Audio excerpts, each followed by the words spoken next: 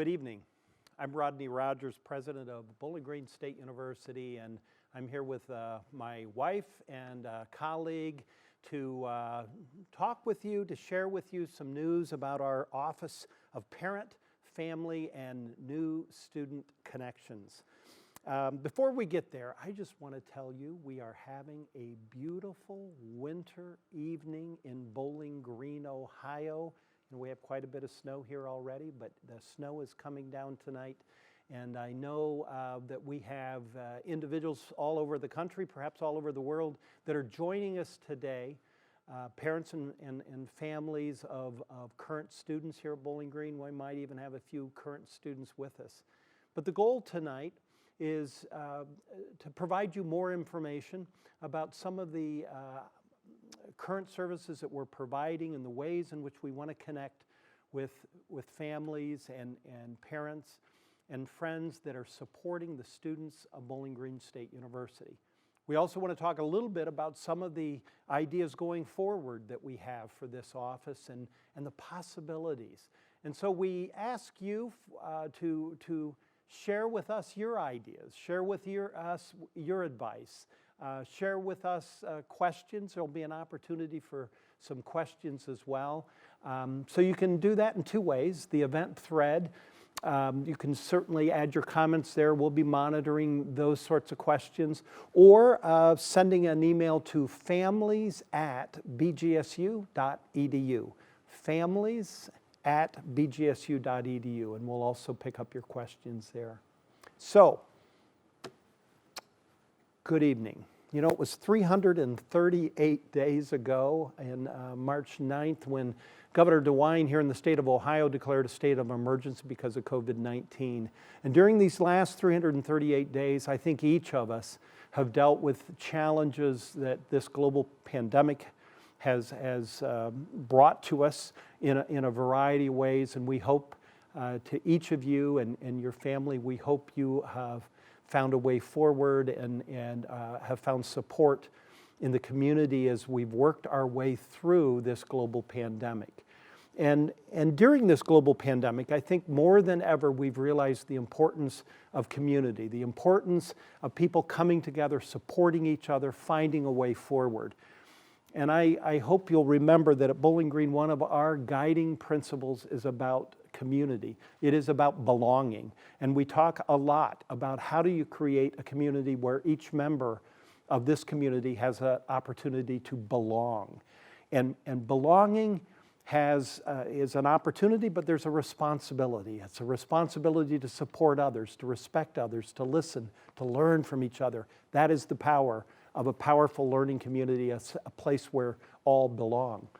But we also found out during this last 338 days that there were some things here at Bowling Green that we thought we could do better. We started communicating a lot more with parents and families and realized some of those programming that we had there and the way in which we would communicate with the families and parents didn't work as well as we thought it was working.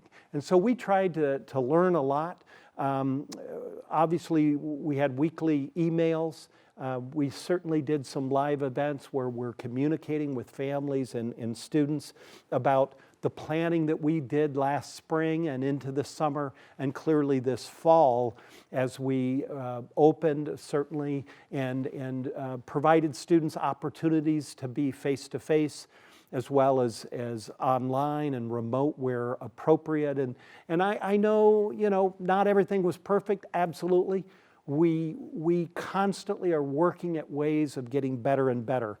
But during all of this, we kind of realized the importance of making sure that we are not only thinking about the physical community right here at Bowling Green and at our here on campus at the Firelands College, but that the community extends beyond families, friends, parents of the students. How do we make sure that that community is also brought into what we're working on here at Bowling Green, is making sure that we have a powerful learning community that is strong, a place to belong, but gives students truly an opportunity to stand out and find their purpose and passion, and ultimately the absolute goal is to make sure every one of our graduates are prepared to go out and do amazing things and go far.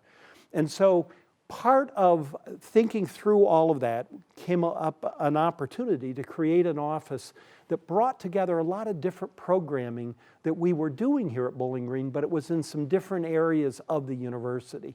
And so the thought was we need to bring things together into a single office. So we're going to talk more about kind of some of the programming that will be done in this new office led by our new colleague here. But before we get to that, I want to introduce my wife, Sandy Earle.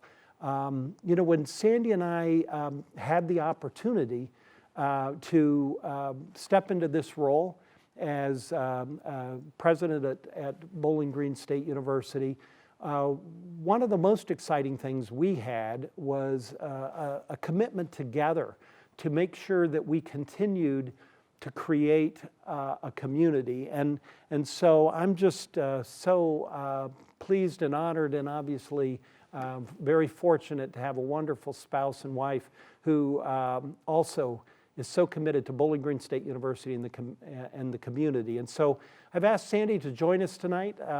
Both she and I try to be around campus as much as possible because we certainly view this as an important community and each of our students to support them in ways that we can. So Sandy, I'll turn it over to you for a few moments.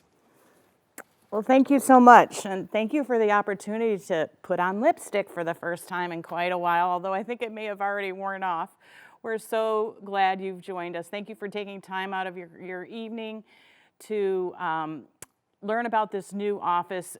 Rodney and I talk a lot about belonging and how important it is, and it seems, I think when you say belonging, sometimes it seems easy. I don't think it's an easy thing, but I do think it's essential for people to feel like they can contribute and grow, and especially students. As they come here, they're leaving, you know, what they've always known for 17, 18 years of their lives, and they're joining us here in this family. And what could be more important than making sure that you're there as part of our family as well to support them and making sure that they feel like they belong here so that they can have the best foundation to grow and be who they want to be in the future. We became acutely aware of this. Both of us have been very lucky to have careers in higher ed and get to, as I say, I get to work with smart, motivated people. So really it's a joy. And we also have the opportunity to have wonderful boys, twin boys, that just graduated from college. And so we were on both sides of the fence with this, and seeing how important it is to them as college students to have this great sense that they belong and that they matter. Because each of them had a different experience, and we just feel like this is the most important foundation.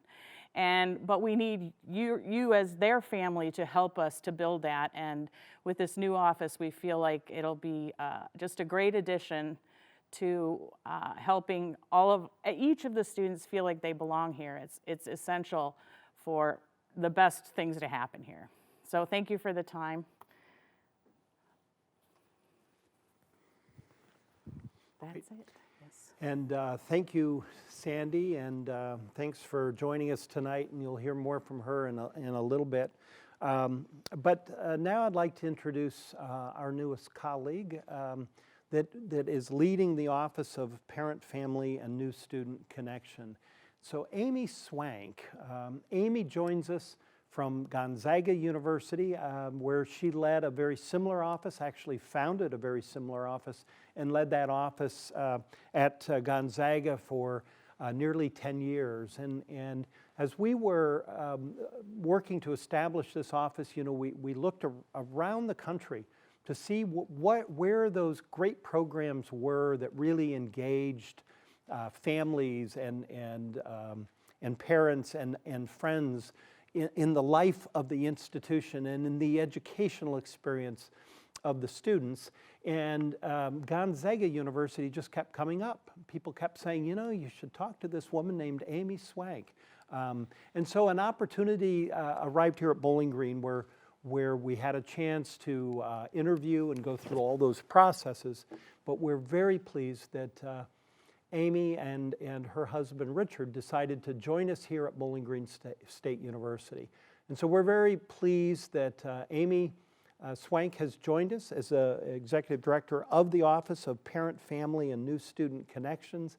And so I'm going to kind of turn it over to her now to talk a little bit about the current programming that is going on in this office, and then some of her hopes and aspirations as we continue to move forward. So a little bit about the current portfolio and what you can expect from this office in terms of supporting families and parents, but also about where we're going with this office. And so, Amy, I turn it over to you.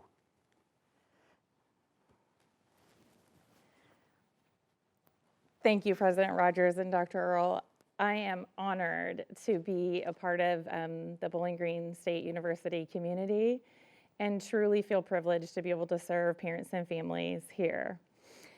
A little bit about myself, I have dedicated my entire career to education in many different forms, and I was lucky enough to spend the last 14 years at Gonzaga and then create the Office of Parent and Family Engagement.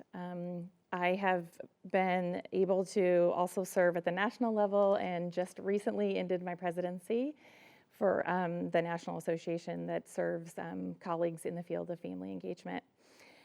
I really think it's important that I share a little bit of my why. I'm a first-generation college student and actually the first in my family to graduate. So much of my family and my experience in college was very challenging for them. They didn't understand how to fill out a FAFSA form or really even what that was. And so I think when I do this work and I get to serve families, I really think about who they are and what they needed and what kind of an advocate and communication that they would have needed to be able to support me so that I could have been successful. And I imagine that that's the relationship that I'll get to have with many of the families here. We really are focusing this work on connecting, educating, and advocating for the entire Falcon family. And we really see this as families of origin and families of choice. When we think about belonging, it really is about the entire Falcon family belonging to our community. And that might be guardians or supporters or grandparents or siblings. And so you'll see that in the work that we're doing, the communications we're creating, and the programming that we'll offer you so that we can really engage and you can all be a part of our community. We've just launched the office. You may have already seen some really great work that we're doing. We have created a very robust website. We are working on launching the newsletter in a couple of weeks. We're going to have office hours so that both President Rogers and myself can have office hours with the families at BGSU. And we will be creating publications. We are going to have some great events, some that we will for sure keep some structure. I've heard that bingo during family weekend is very popular, so there will be no changes to bingo, I can assure you of that. But we do have a plan on creating an entire Future Falcon track for younger siblings to be able to participate in family weekend in ways that they haven't. Traditionally, we have some big surprises at the football game, we're hoping, to be able to also incorporate Future Falcons. But I'll hold a little bit of that back so we can unveil that in the future. But we really are wanting to create some great opportunities to be able to educate you so that you can be those supporters for your students. We know that when you're involved in your students' collegiate experience, they're more successful and they graduate on time, and we all want that. So that's a little bit about where we're at. I think we can take some questions, but I'm really excited about serving all of you and look forward to rolling out many of the initiatives and events that we've been working on. Great. Thank you, Amy, and welcome to Bowling Green again. It's great to have you here, of course. So the families at bgsu.edu for any questions that you might have or in the event thread. So we've got a few questions here. So the new student connection part, name of the office. Tell me a little bit more about the programming that for new students. What's that all about? So there's a natural opportunity for family members in their transition to being a high school family to become a collegiate family. And so it made a lot of sense for our new students and our families to come together in this office, that we would really serve all families and all new students from the beginning of their BG experience. And I think that there's a lot of synergies and opportunities to think about that transition for both. Although the transition to a collegiate family will be a little bit different and your role will change. Most definitely, I oftentimes say you'll go from an everyday manager to a little bit of a spectator, where your student will really be immersed in the BG experience, and but they will also be experiencing some transition that is similar. So it made so much sense that we'd bring them together, and that many of the themes that our students experience in their first year, we want to be able to give our families the toolkit to be able to support them through that first year of transition and beyond. But we recognize that that's a vital opportunity, and during that period, we really want to make sure that we support our new students and families so that they can be successful and they'll stay, and we'll get to watch them celebrate graduation. Great. So we had a question about it. So as a family of a student, how can we assist and encourage them during this challenging time of hybrid remote instruction and perhaps limited interaction with peers? So what are some of the things, advice that you might have? And I'm going to turn to Sandy and ask her a little bit on some advice that she might have as well. So I think this is, for families, you're experiencing something that we've never experienced. And much of that, too, is a loss of some of those moments with your student. When I think about graduations or a drama performance or musical production. And so I want to recognize that this has been really difficult, and recognize the loss that we're all feeling. So I would say as families, the best way to continue to encourage them, and they'll have to stretch themselves in ways probably that we've never imagined, but there's great opportunities on campus. There's an entire webpage, BGSU/campus activities. There's virtual roommate opportunities. There's lots of virtual experiences with Falcons After Dark. Many of the programs that we offer when we are in person are also offered virtually and in person with obviously COVID guidelines. And so I think it's really important, and I know it's challenging because it's so much easier to just set and maybe watch another show on Netflix. But I would say encourage your student to be involved, really stretch themselves, connect as deeply as they can with the community, continue with the friends and the connections they have made at the institution, continue to connect and engage as much as possible. We know that it's important for their mental health and well-being and their success at BGSU. Great. Thank you for that. And so, Sandy, so as a faculty member, could you give from a faculty member's perspective, what advice would you give a family member of a student that might be in one of your classes on what they can do to assist and encourage, or advice that you might ask them to pass on to the student to be successful in your classes? Well, that is a tough one, because I often recommend to students that they talk to other students, because other students are excellent guides to help each other and work together to get through things. And it's much easier to turn to your classmate in non-COVID times and get help from them and connect with them and go down and work through a problem on a whiteboard together. So I guess I usually recommend to my students that they do that same thing, but they do it, remotely. So you can get out a whiteboard on your computer, but do that same connection. Do fun things together. If you can go for a walk outside, being safe, but even though it's cold, it's beautiful out, and get outside, get some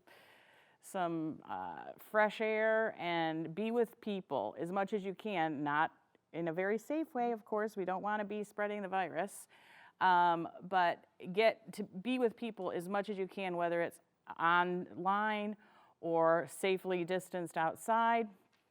When the weather turns, we can do more of that, I hope.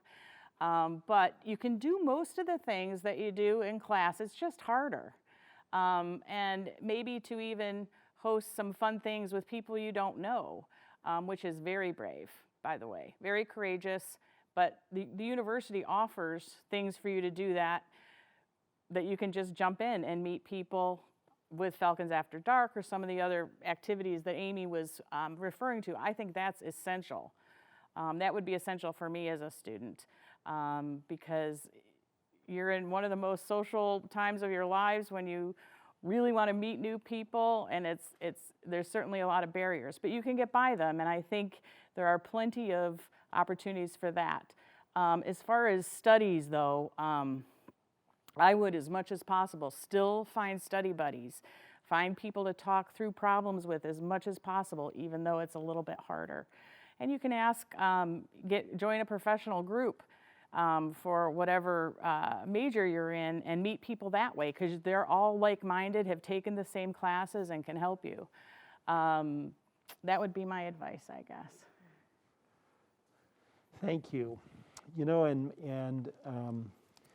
never, I guess I'll just add along that I think, encouraging your student to make those connections with faculty members, the office hours, faculty, we all love talking about our subject area and striking up conversations, and it may be a Zoom call, it may be via email, but we also have, some face-to-face opportunities as well. But I think just the importance of making that connection with a faculty member that may be teaching the class. So we got a couple more questions coming in. One is, so college can be overwhelming for my student.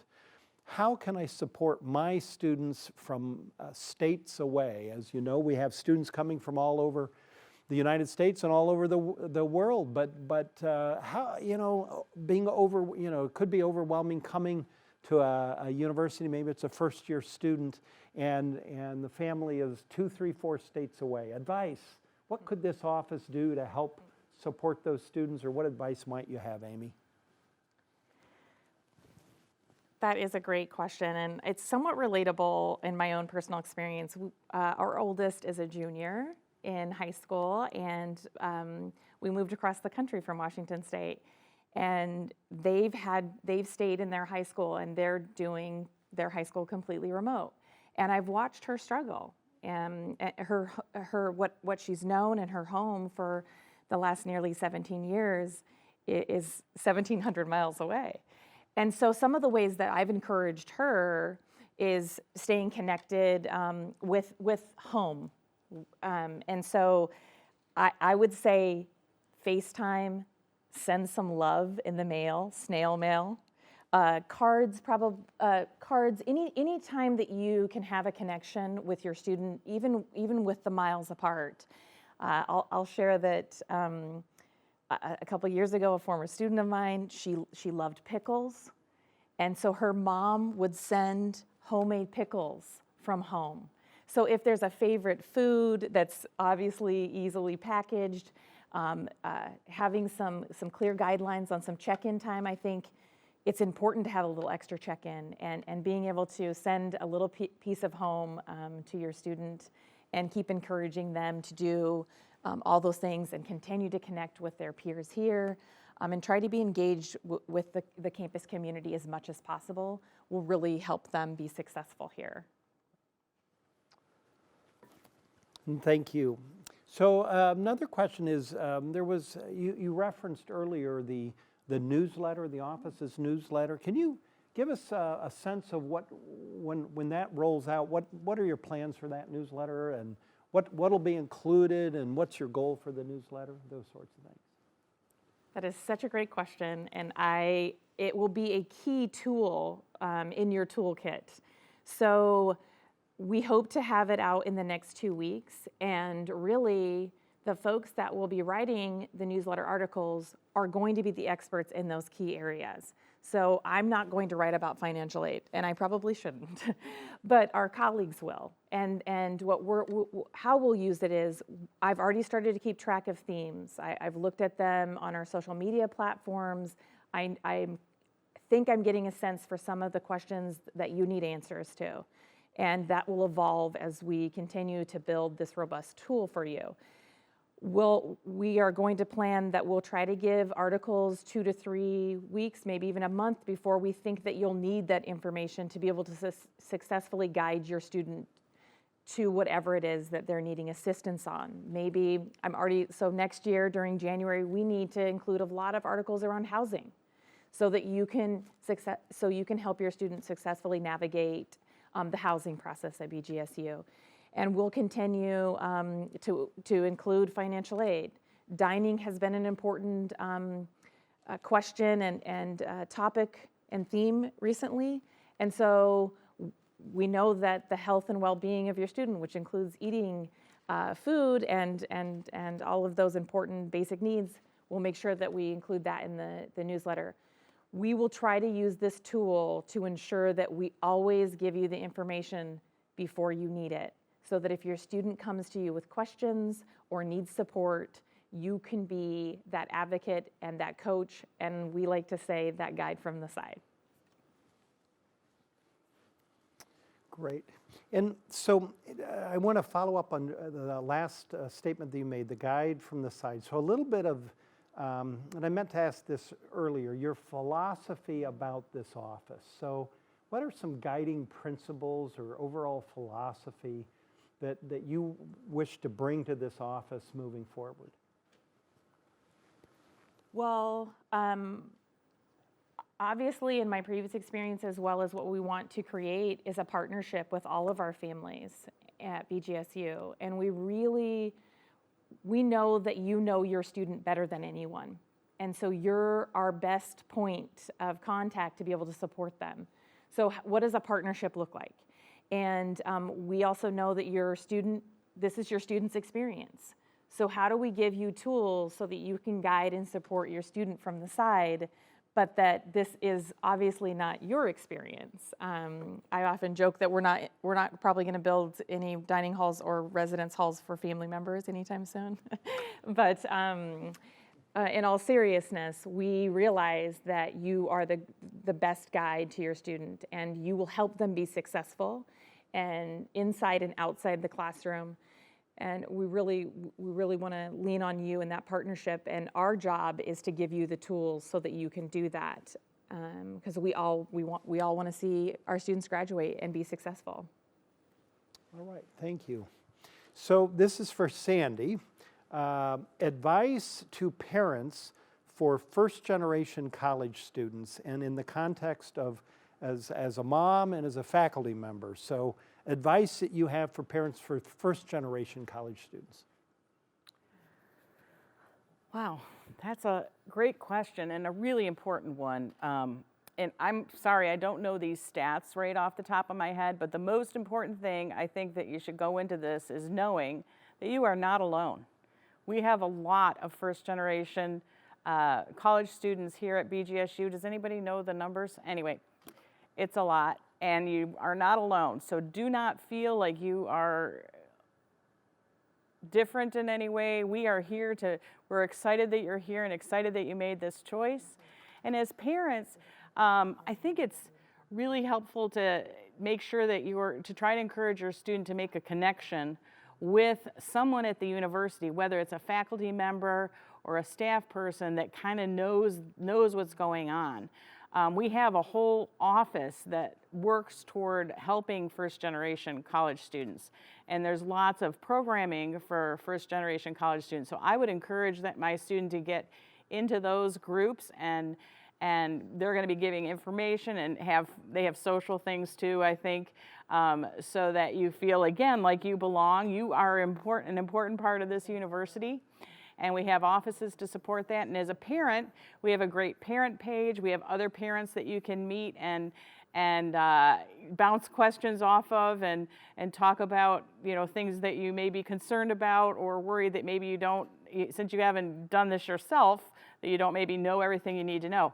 And you can always, I'm sure Amy's office will be definitely there to support you, as well as other folks, and it may be a faculty member, an advisor, but I would suggest that the student try to connect with somebody at the university that can answer those questions that pop up and make them feel, I guess, very knowledgeable and secure in what they're doing here. Does anybody else have other advice for that? I think the most important thing is that you are not alone, and we are here to help. We know you're here, and we are here to help.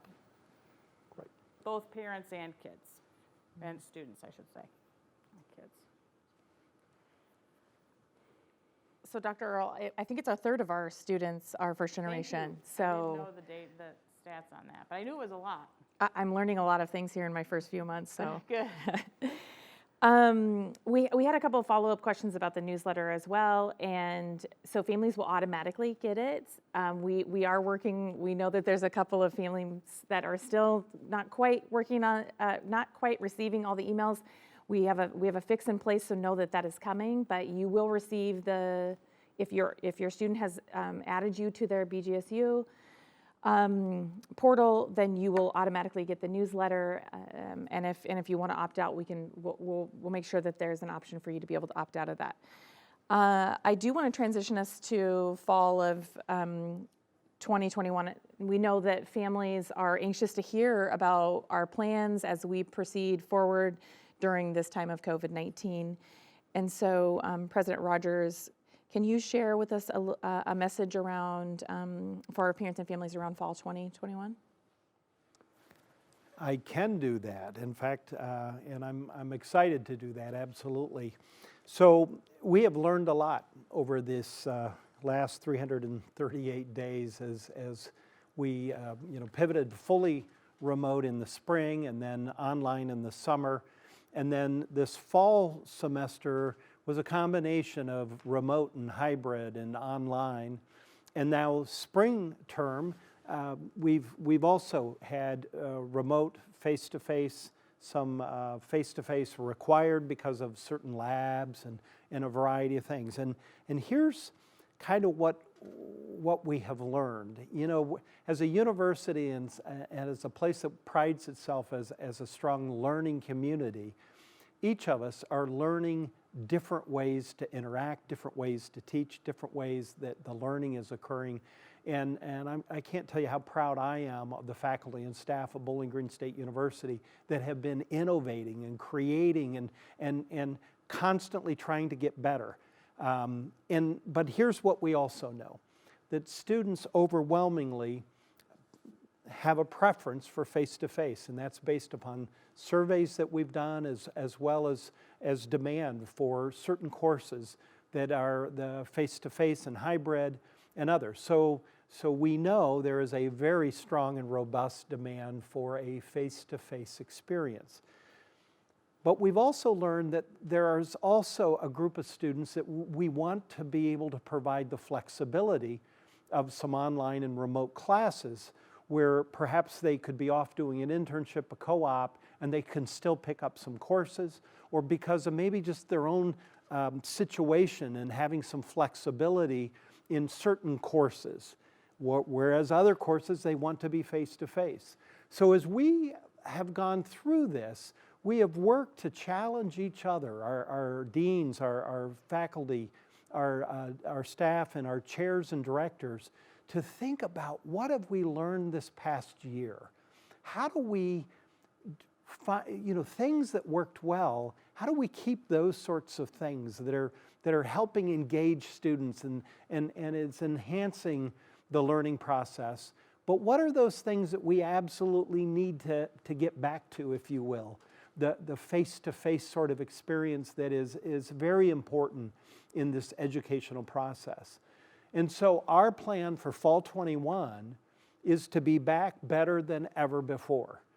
So we're not just going to flip it back to how it was before COVID, but our plan, and this is assuming vaccines are available for all, and that the public health of this region has been, is being managed appropriately.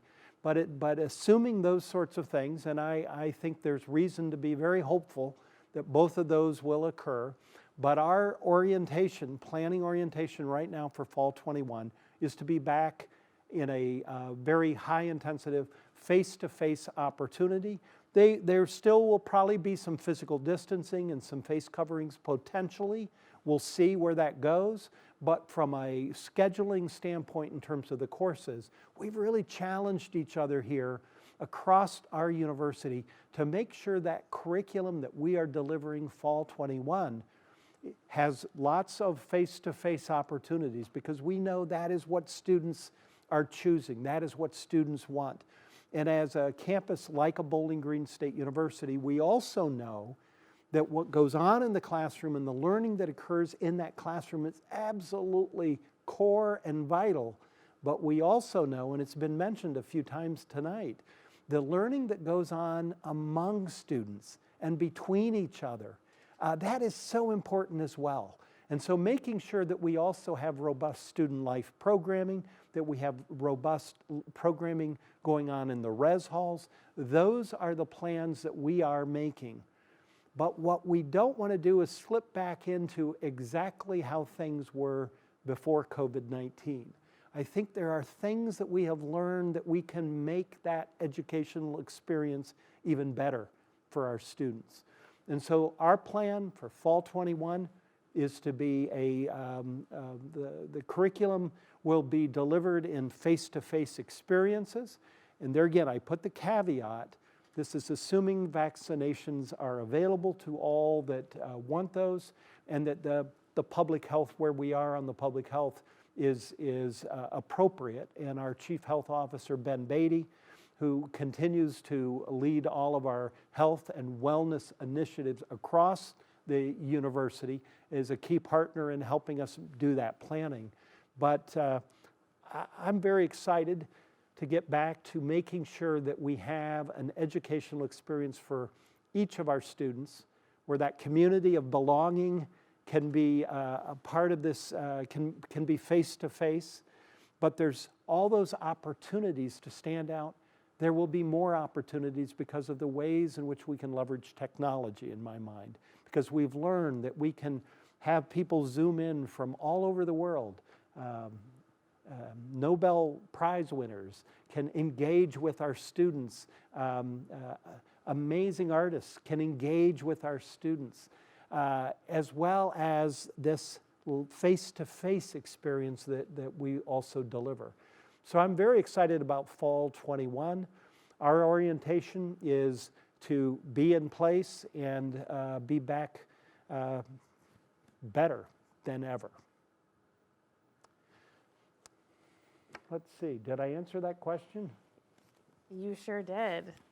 And I have a somewhat of a follow-up question, and I feel privileged because I've been at two different institutions during this COVID year. So I got to see how COVID played out on two different campuses, and they were very similar. And I recognize that some changes happened, and changes for the better. So what changes did you make at BGSU during COVID that made BGSU better? And how will you maintain those changes as we shift back into a different experience? Thank you. So, the best individuals to answer that question, quite honestly, is our faculty and staff. And so what I can share with you is some anecdotal sort of stories that I've heard from our colleagues, faculty and staff, about some of the things that they have tried and that have worked kind of well. And I'll name one, office hours. I had a faculty member the other day tell me, I am going to make sure that I have virtual office hours as well as face-to-face office hours going forward. Whenever I have office hours, it's going to be both virtual and face-to-face at the same time.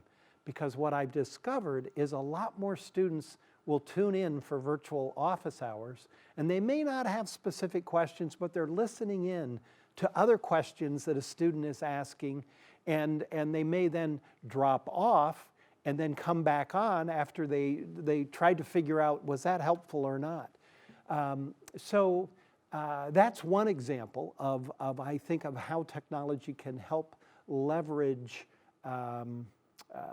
to further engage our students. I've had another faculty member tell me a little bit about, it was a large lecture class that had some small breakout sections, but the large lecture might get flipped in the fall. So that large lecture might be up in the cloud somewhere.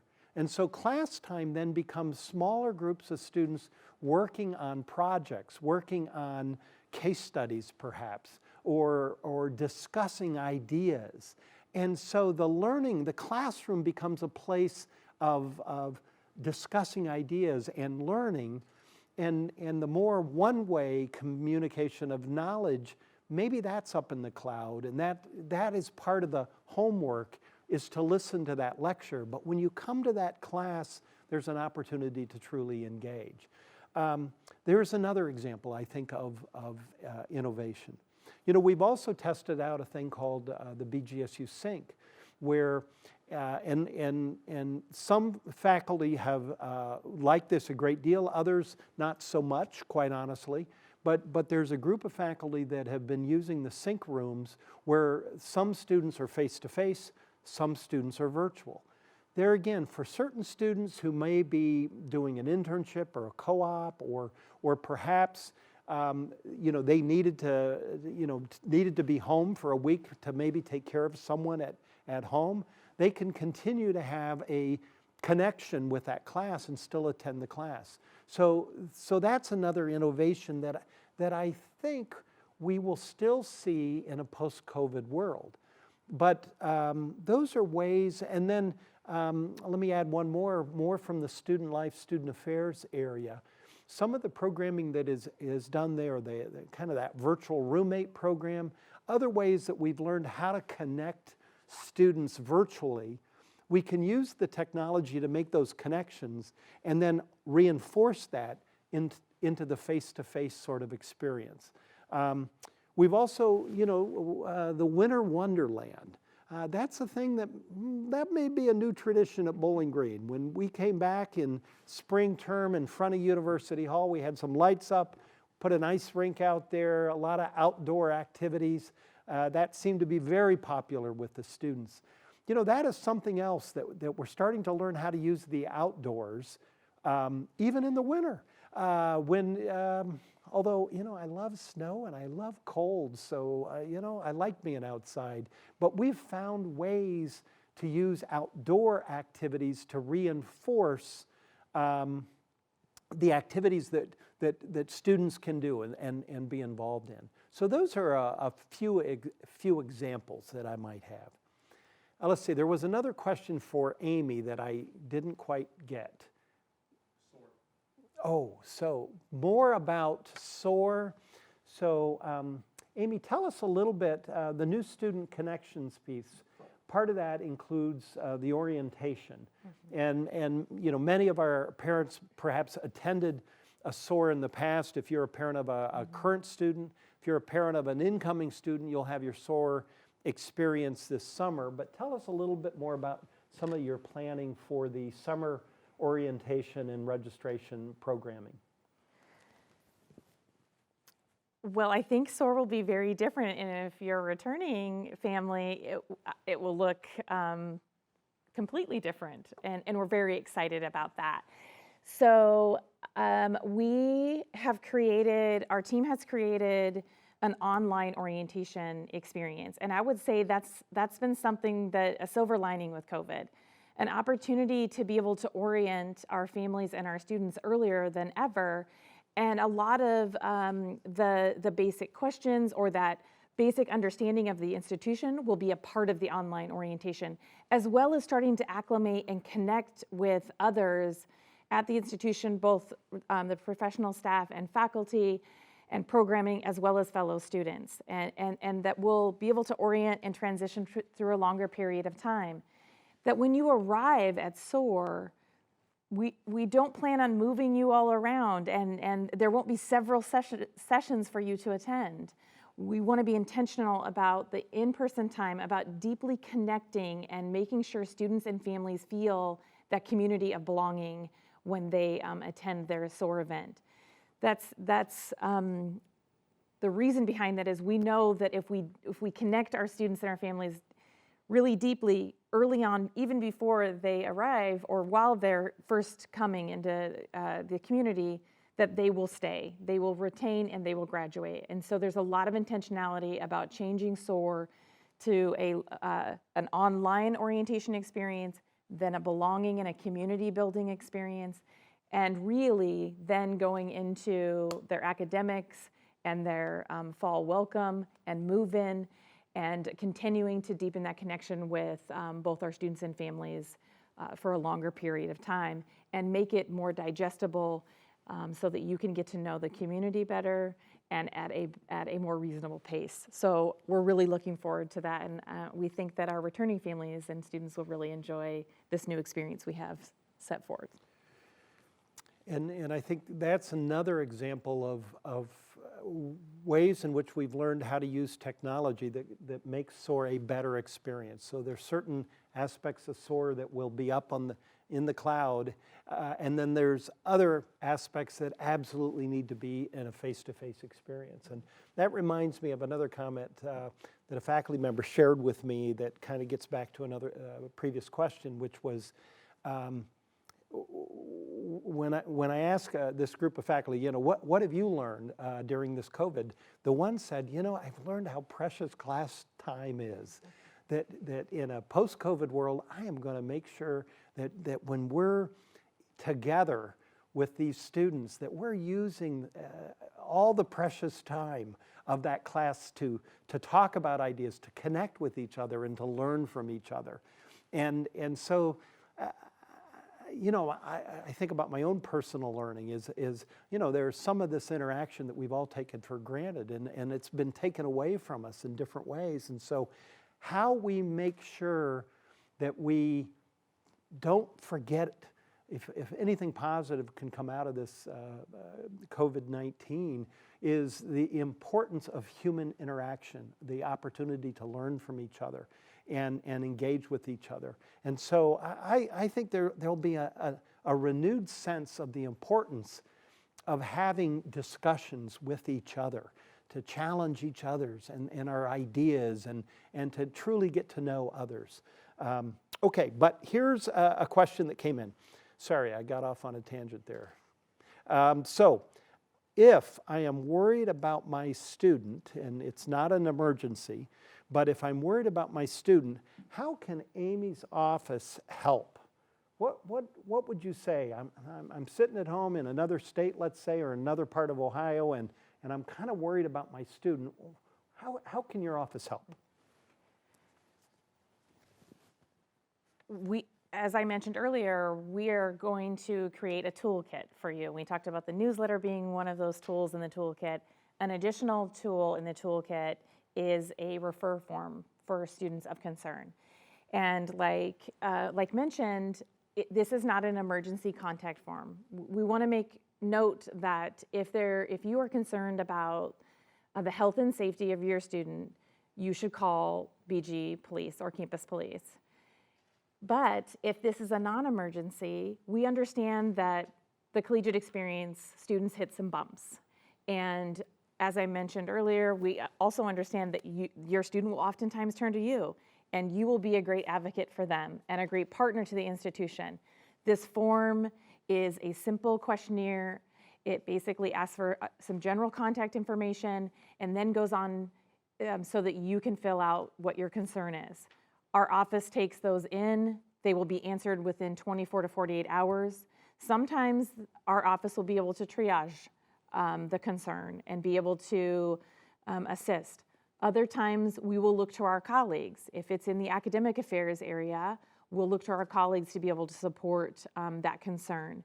We will not stop or just pass it off. Our goal is to make sure that we come full circle and we close the loop with you, and that if additional challenges or bumps in the road happen as we start to navigate this, we want to be able to continue to be able to see those through and to be able to support you so you can support your student, so your students can be successful.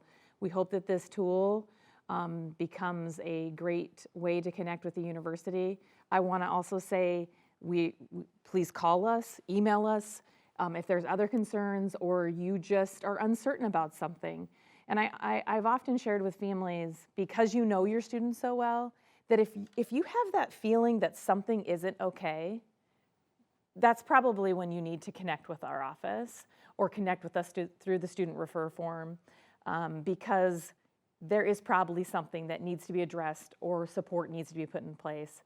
And so we hope that you'll use that tool if you need it, and just know that our office is always available for anything that you might need as you navigate this collegiate experience as a family to help your students be successful. Great, thank you, Amy. There's another question. So my student is struggling financially due to COVID-19. How can the university help? So I'll respond.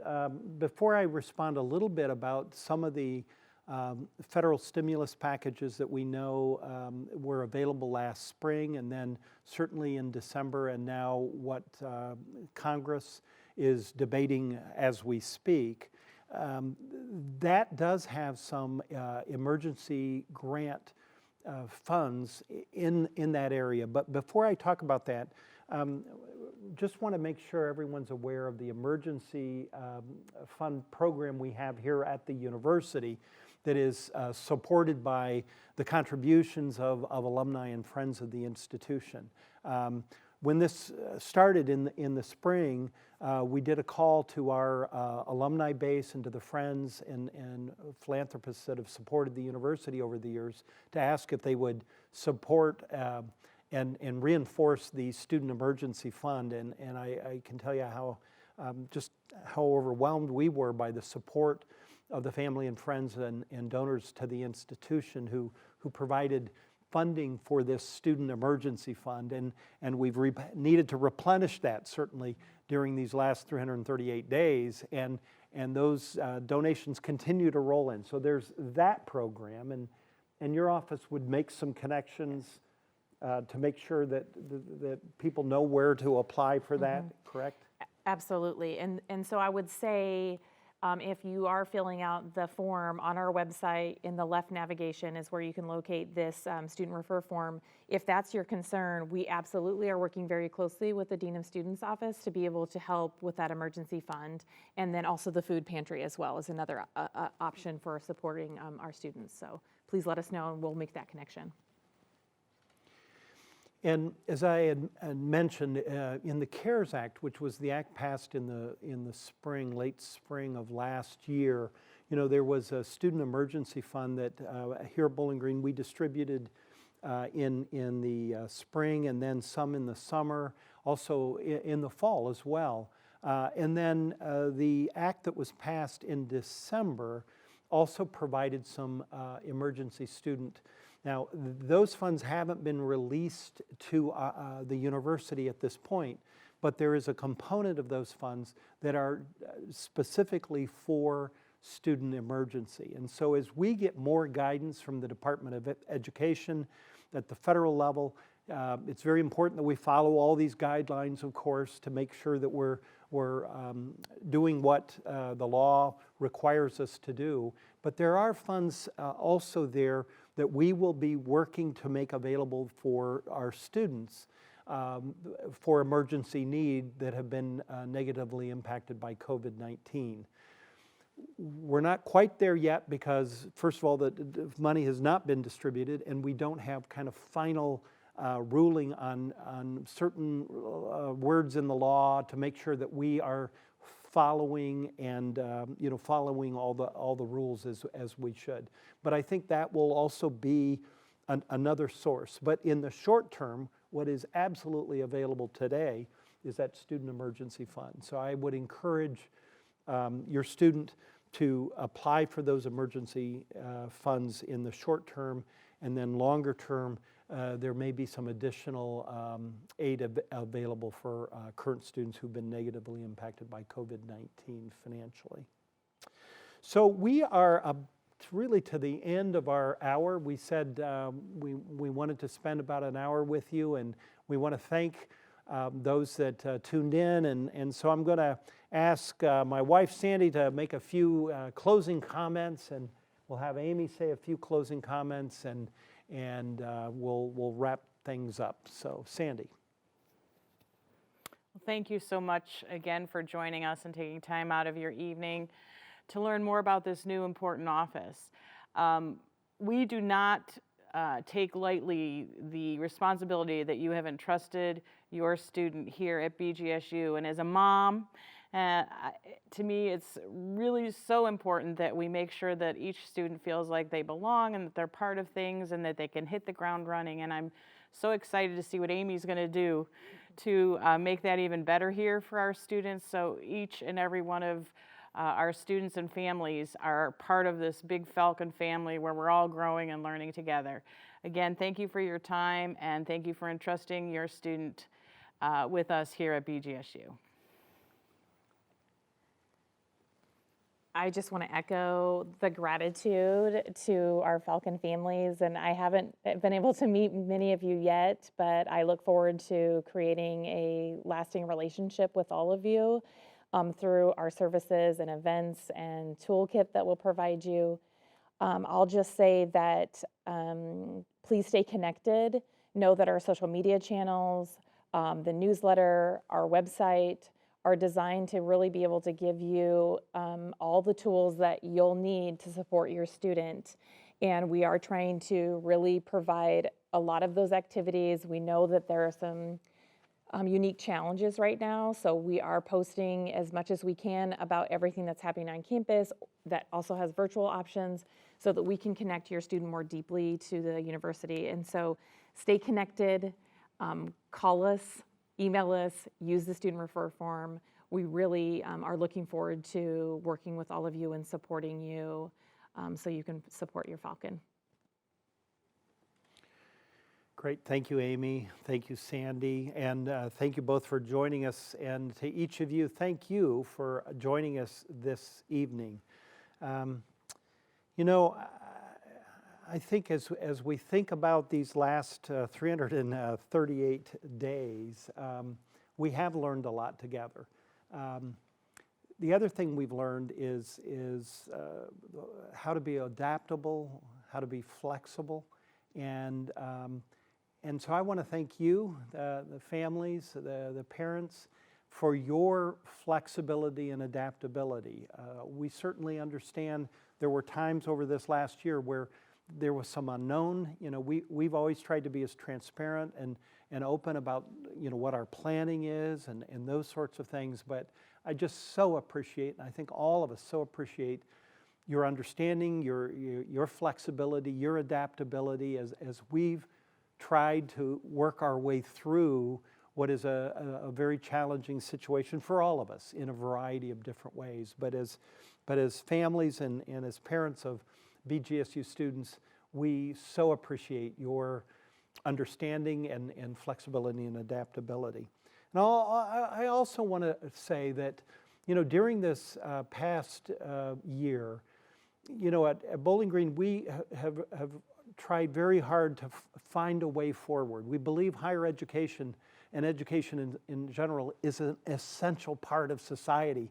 And so, and we know that there's a group of students who wanted face-to-face, but we also knew there were some students who needed to be remote.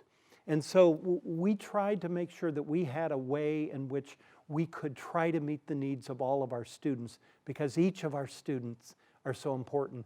And I can't tell you how proud I am of the students at Bowling Green State University and all the rules and the protocols and the procedures that they have followed that allowed us to have a, relatively speaking, a very safe campus so far as we've worked our way through. And the important part is, as we continue through spring term, is that we don't, you know, give up on the policy, these procedures and processes. We're going to keep opening certain things up as we've learned more. We had a very good past week in terms of a very low count in terms of active COVID cases across this campus. And that is because our students, our staff, our faculty have done such a great job of working together to find a way forward.